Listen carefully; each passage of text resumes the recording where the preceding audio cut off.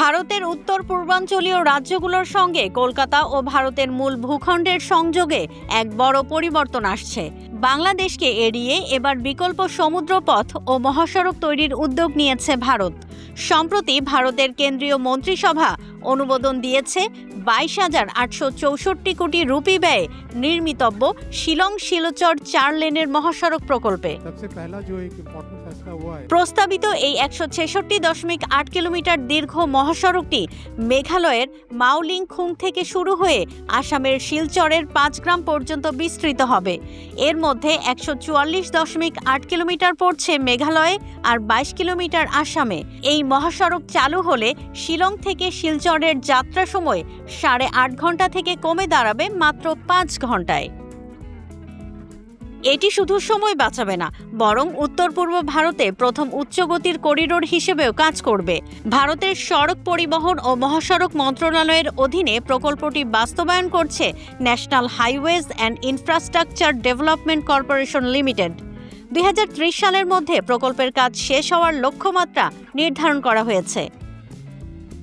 এই মহাসড়কের সাথে সংযুক্ত হবে মিয়ানমার হয়ে নির্মিত কালাদান মাল্টিমডাল ট্রানজিট ট্রান্সপোর্ট প্রকল্প। ভারতের পররাষ্ট্র মন্ত্রণালয়ের অর্থায়নে নির্মিত এ প্রকল্পটি রাখাইন রাজ্যের সিত্তের সমুদ্র বন্দরকে সংযুক্ত করবে কলকাতা বন্দরের সঙ্গে। এরপর অভ্যন্তরীণ জলপথে সিত্তে থেকে পালেতোয়া, সেখান থেকে সড়ক পথে মিজোরামের জোরিনপুই হয়ে রাজধানী আইজল পর্যন্ত যাবে। আইজল আবার যুক্ত হবে নতুন প্রস্তাবিত শিলং শিলচর মহাসড়কের সঙ্গে।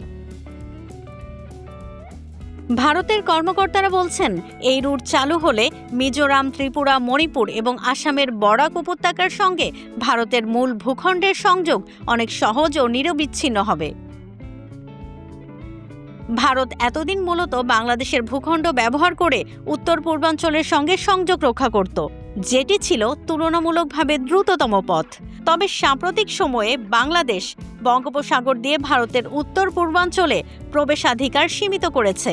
ফলে ভারত এখন বাংলাদেশকে পাশ কাটিয়ে নিজস্ব বিকল্প সংযোগ গড়ার পথেই এগোচ্ছে।